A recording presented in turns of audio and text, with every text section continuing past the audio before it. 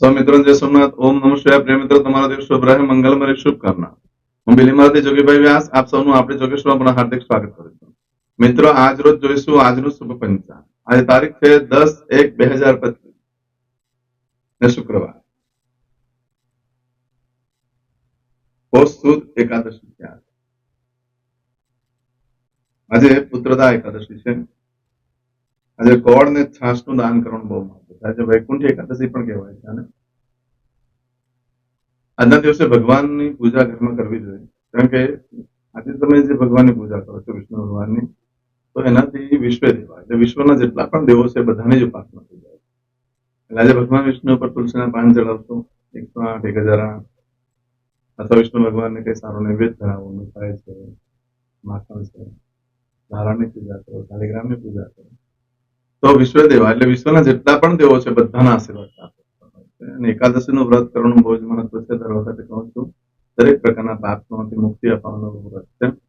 તો એકાદશીનું વ્રત જો થાય તો ખાસ કરીને ન થાય તો ભગવાનની પૂજા કરો તે પણ ન થાય. હરિમ નમો ભગવતે વાસુદેવાય નમઃ મંત્ર જાપ કરો, 12 માળા ઓછામાં ઓછી કરો, ઘણી સફળતા મળશે જીવનમાં.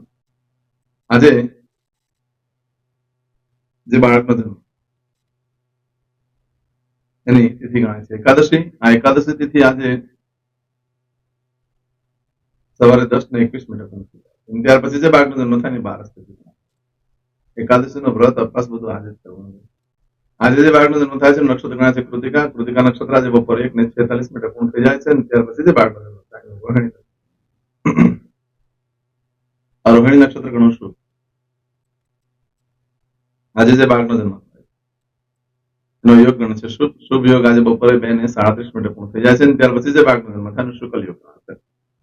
આજે જે બાળકનો જન્મ થાય છે એનું કરણ ગણાય છે વિષ્ટિ. આ વિષ્ટિકરણ આજે સવારે 10:21 પૂર્ણ થઈ જાય છે. ત્યાર પછી જે બાળકનો જન્મ થાય એનું બહુકરણ ગણાશે. આજે જે બાળકનો જન્મ થાય છે એની રાશિ ગણાય છે વૃષભ. વૃષભ રાશિનો અક્ષર આવે છે બ. બહુ વૃષભ રાશિનો સ્વામી શુક્ર છે. આજે આખા દિવસમાં કોઈ પણ બાળકનો જન્મ થાય એની બધાની રાશિ વૃષભ ગણાશે. આ વૃષભ રાશિ 11 તારીખે રાત્રે 11:56 પૂર્ણ થાય છે. એટલે ત્યાં સુધીમાં જે કોઈ બાળકોના જન્મ થશે બધાની રાશિ વૃષભ ગણાશે. આ રાશિ તિથિ વાર નક્ષત્રો યોગ કરવાનું ખૂબ જ મહત્વ છે. એમાં જેનો પણ જન્મ હોય ચોક્કસ પૂજા વિધિ કરેલો.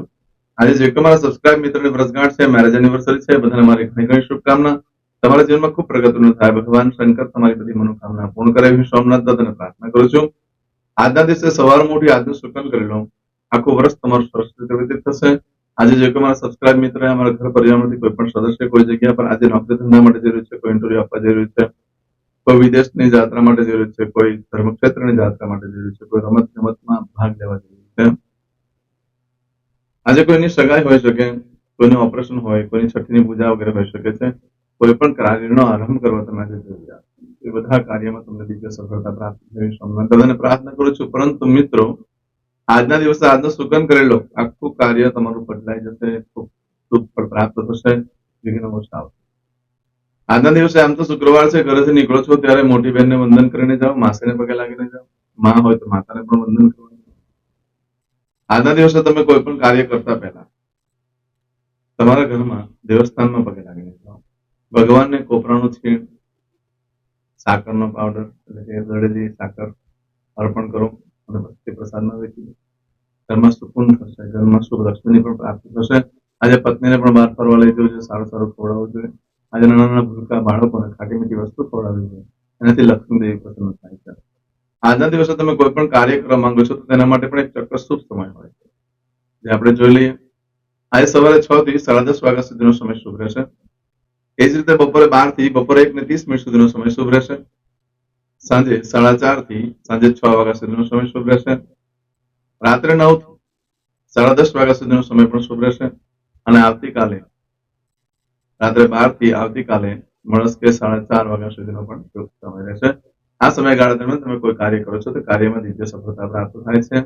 પરંતુ મિત્રો, આજના દિવસે તમારી કોઈ પણ વસ્તુ ચોરાઈ ગઈ, ખોવાઈ ગઈ તો 7 દિવસમાં મળે, બાકી મળવાની શક્યતા બિલકુલ ઓછી છે. આજના દિવસે કોઈ પણ કાર્ય કરો છો તો એ લાંબો સમય સુધી નહીં. આજના દિવસે તમે કોઈ પણ કાર્યનો ધંધો વેપાર ચાલુ કરો છો તો સત્તાધારી વ્યક્તિઓ એને બંધ કરાવશે. યાદ નથી.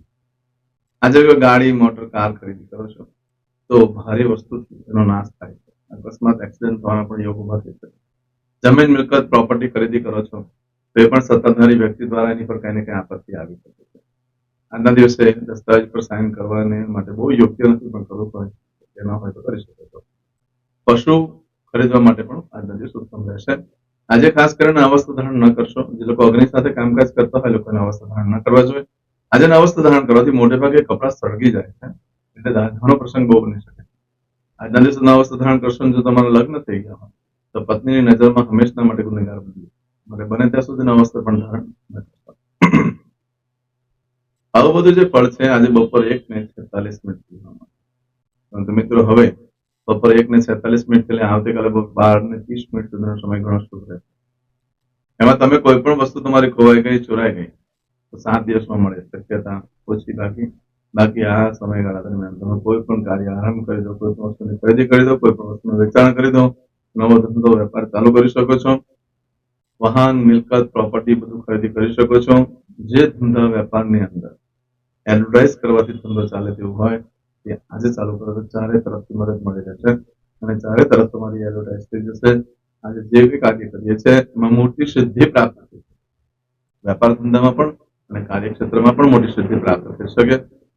આજે વિદેશ માટે જે લોકો ઇન્ટરવ્યુ આપવાના હોય, નોકરી ધંધા માટે ઇન્ટરવ્યુ આપવા માટે આજનો દિવસ શ્રેષ્ઠ રહેશે. ચોક્કસ સફળતા મળવાની શક્યતા વધી જશે. દિવસનો અવસ્થા ધારણ કરવાથી કળા કારીગીરીમાં પ્રગતિ જણાય. કળા કારીગીરી એટલે આયોજન, પ્રોજેક્ટ, આપણે જે કંઈક કરતા હોય છે એની અંદર આપણે એક નવું જ્ઞાન પ્રાપ્ત થાય છે અને એને વિશેષ સારું સ્વરૂપ આપે છે. એટલે જે લોકો પ્રોજેક્ટ પર કામ કરતા હોય, જે લોકોનું આયોજનનું કામકાજ હોય, જે લોકો કોઈ પણ વસ્તુનું મેનેજમેન્ટનું કામ કરતા હોય, એ લોકો આજે અવસ્થા ધારણ કરવા જોઈએ. આમ તો દરેક જણા અવસ્થા ધારણ કરવા જોઈએ, કારણ કે કોઈને પ્લાન ચાલતા જ હોય પોતાના માઇન્ડમાં, સારી રીતે પ્લાનને એપ્લાય કરી શકાય છે. આજે અવસ્થા ધારણ કરવાથી ધંધા રોજગારમાં પણ પ્રગતિ થાય છે. આજે બપોર પછીના સમયમાં ચાંદલા વિધિ કરવા માટે પણ શ્રેષ્ઠ. આવું બધું જે ફળ છે એ આજે બપોરે 1:46 થી લઈ આવતીકાલે બપોરે 12:30 સુધીમાં મળે. કોઈ પણ કાર્ય કરવા માટે આ સમય ઘણો શુભ રહેશે. આજે કરશો આજનો સંકલ્પ. ખાસ કરીને મિત્રો આપણે મકર સંક્રાંતિના દિવસે યજ્ઞ રાખ્યો છે, એમાં આવવાનું ચૂકશો નહીં. સૂર્યનારાયણની પરમ કૃપા પ્રાપ્ત થશે અને આવતા મહિને ફેબ્રુઆરીમાં પણ 2 યજ્ઞ રાખેલા છે. એમ ટોટલ 3 યજ્ઞ છે.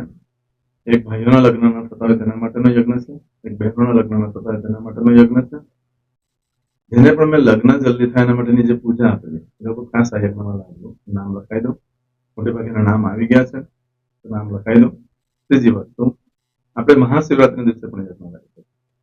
જે લોકોને મેં શ્રીફળ બાંધીને આપેલું છે લાલ કાપડમાં, સંકલ્પ કરીને, એટલે કે 1 વર્ષ થઈ ગયું, એ લોકોએ પણ મહાશિવરાત્રી દિવસે શ્રીફળ જમવાનું હોય છે. એ લોકો મારો કોન્ટેક્ટ કરી ફોન કરીને વાત પાણી અદ્યતન માસના માસોત્તમ પરમ પવિત્ર પૌષ માસે શુભ શુક્લ પક્ષે એકાદશીયામ ભૃગુમાં સનવિત્તાયામ. હવે દરેક જણા પોતાનું સાચું નામ બોલી દો. તમારું ગોત્ર ખબર હોય તો ગોત્ર બોલી દેવાનું. પછી બોલવાનું છે અહમ, મમ, આત્મન, શ્રુતિ, સ્મૃતિ, પુરાણોક્ત, પુણ્ય, ફલ, પ્રાપ્તિ, અર્થમ, અપ્રાપ્ત, લક્ષ્મી, પ્રાપ્તિ, અર્થમ, પ્રાપ્ત, લક્ષ્મી, ચિરકાલ, સૌ, રક્ષણાત્મક, લોકેવા, સભાયામ, રાજદ્વારે, વ્યાપારે, વિદ્યા અભ્યાસે, દેશે વિદેશે, સર્વત્ર યશ, કીર્તિ, વિજય, લાભાદિ, પ્રાપ્તિ, અર્થમ, મમ, અખિલ કુટુંબસ્ય આયુ, આરોગ્ય, ऐश्वर्यादि प्राप्ति अर्थम मम जन्म समय तथा च विप्र वृंदानाम जन्म समय जन्म कुंडली मध्ये स्थित ग्रहः गोचर ग्रहः महादशा अंतर्दशा प्रत्यंतर्दशा तथा च योग युति दृष्टि मध्ये शुभफल प्राप्ति अर्थम भय रोग शत्रु बाधा दोष मारण तारण मंत्र तंत्र अरिष्ट दोष पीड़ा निवृत्ति अर्थम भूत प्रेत पिशाचादि द्वारा रचित अरिष्ट दोष निवृत्ति अर्थम मम सकल मनवांछित फल और તમારા મનમાં જે કઈ ઈચ્છા હોય તે બોલી જવાનું.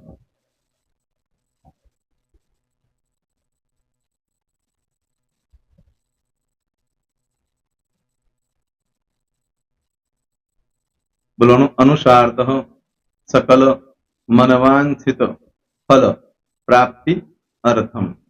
હવે જે બરકતની પૂજા વાળા છે એ લોકો તો આ બધું બોલવાનું જ હોય છે, એ લોકો માટે કોઈ સ્પેશિયલ નથી. પણ જે લોકોએ હવે જે કહું છું તે લોકોએ જ બોલવાનું, જેના લગ્ન થઈ ગયા હોય એ લોકોએ બોલવાનું છે. મમ દાંપત્ય જીવન મધ્યે સુખાકારી પ્રાપ્તિ અર્થમ પુત્ર પૌત્રાદિ સંતતિ પ્રાપ્તિ અર્થમ. આ સંતાન પ્રાપ્તિ વાળા માટે પણ આવી જાય છે એમાં. દીર્ઘ આયુ આરોગ્ય ઐશ્વર્યાદિ પ્રાપ્તિ અર્થમ. તથા ચ હવે જેના લગ્ન નથી થયા તે લોકોએ બોલવાનું. મમ જટટી વિવાહ યોગ પ્રાપ્તિ અર્થમ વિવાહ પશ્ચાત દાંપત્ય જીવન મધ્યે સુખાકારી પ્રાપ્તિ અર્થમ. હવે જે લોકોને સંતાન પ્રાપ્તિ નથી, જે લોકોને સંતાન પ્રાપ્તિ છે કરવી છે એ લોકોએ બોલવાનું. મમ દાંપત્ય જીવન મધ્યે સુખાકારી પ્રાપ્તિ અર્થમ તથા ચ દીર્ઘ આયુ આરોગ્ય ઐશ્વર્યાદિ સમન્વિત સંતતિ સુખ પ્રાપ્તિ અર્થમ. હવે જે અભ્યાસ કરી રહ્યા છો છોકરા વિદ્યાર્થીઓ છે તે લોકોએ બોલવાનું છે. મમ વિદ્યા અભ્યાસ મધ્યે ઉત્તરો ઉત્તર પ્રગતિ ઉન્નતિ સાનુકૂલતા પૂર્વક દિવ્ય સફળતા પ્રાપ્તિ અર્થમ. હવે જે લોકો વિદેશમાં જવા માંગતા હોય કે શીપમાં જવા માંગતા હોય, મતલબ ભારત દેશની બહાર જઈને ધંધો વેપાર કરવા માંગતા હોય એ લોકોએ, અથવા વિદેશ જવા માંગતા હોય કાયમ માટે, એ લોકોએ બોલવાનું છે. મમ જટટી વિદેશ ગમન યોગ પ્રાપ્તિ અર્થમ વિદેશ ગમન કાર્ય મધ્યે સાનુકૂલતા પૂર્વક દિવ્ય સફળતા પ્રાપ્તિ અર્થમ. હવે આરોગ્ય વાળા બોલવાનું છે, જેને આરોગ્યની પૂજા આપેલી હોય એ લોકોએ. એમ તો દરેક જણા જ બોલવાનું. બોલો મમ આયુ આરોગ્ય ઐશ્વર્યાદિ પ્રાપ્તિ અર્થમ.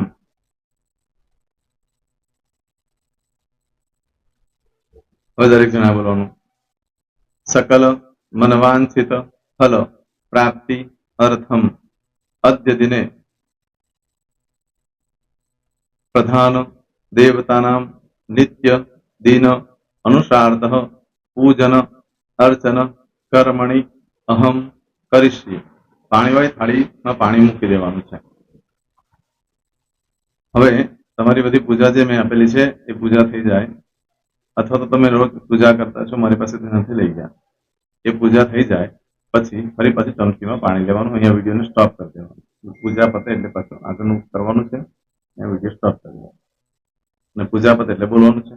વિષ્ણવે વિષ્ણવે વિષ્ણવે નમો નમઃ વિષ્ણુ સ્મરણા સર્વમ પરિપૂર્ણ અસ્તુ. એતાની ગંધ પુષ્પ ધૂપ દીપ નૈવેદ્ય તાંબૂલ પ્રદક્ષિણા સહિત પ્રણુ મમ સકલ મનવાંછિત ફલ પ્રાપ્તિ અર્થમ પૂજન અર્ચન પ્રિયતાન ન મમ. પાણી મૂકી દેવાનું, પાછું પાણી લેવાનું. પૂજન અર્ચન બ્રહ્માર્પણમસ્તુ. નીચે જમીન પર પાણી મૂકો, એમાં આંગળી ઘસી કપાળમાં તિલક કરી દો. કપાળમાં જમીન પર પાણી મૂક્યું છે એમાં. ત્યાર પછી ભગવાનને કહેવાનું કે હે પ્રભુ, આજે પૂજા કરતા કઈ પણ પ્રકારની ભૂલચૂક થઈ ગઈ હોય તમને ક્ષમા કરજો. અમે તમારા બાળક છીએ. પ્રભુ તમારો ખૂબ આભાર માનું છું, આજે મારી પાસે તમારી પૂજા કરાવી. મારી મનોકામના પૂર્ણ કરી. પ્રાર્થના કરી દો. જગ્યા પરથી ઉભા થઈ શ્રીનારાયણ ભગવાનને પાણી ચડાવી દો અને નિત્ય કર્મ જે કરતા હોય તે કરો. જય સ્વામિનારાયણ. તમારો દિવસ શુભ રહે. તમે અને તમારો પરિવાર સુખી રહે, સંપન્ન રહે, સુરક્ષિત રહે એ ભગવાન સોમનાથ દાદાને પ્રાર્થના. તો મિત્રો, તમે મારા વિડીયોને લાઈક ના આપી હોય તો સૌથી પહેલા લાઈક આપી દો. અને ત્યાર પછી જો તમે મારી આ ચેનલ સબસ્ક્રાઇબ ન કરી હોય તો સૌથી પહેલા સબસ્ક્રાઇબ કરી લો અને બેલ આઇકોન ઓલ પર ક્લિક કરવાનું ભૂલશો નહીં, જેથી કરીને સૌથી પહેલા નવી વિડીયો જે કંઈ મૂકું એ તમને મળે. મિત્રો, કંઈ પણ મૂંઝવણ હોય તો મને આ નંબર પર તમે ફોન કરીને પૂછી શકો છો. મારો મોબાઈલ નંબર છે 9825546459. મિત્રો, કોમેન્ટ્સમાં જય સોમનાથ લખવાનું ભૂલશો નહીં. ફરી પાછા નવા વિડીયો સાથે મળીએ. ત્યાં સુધી સૌને જય સોમનાથ.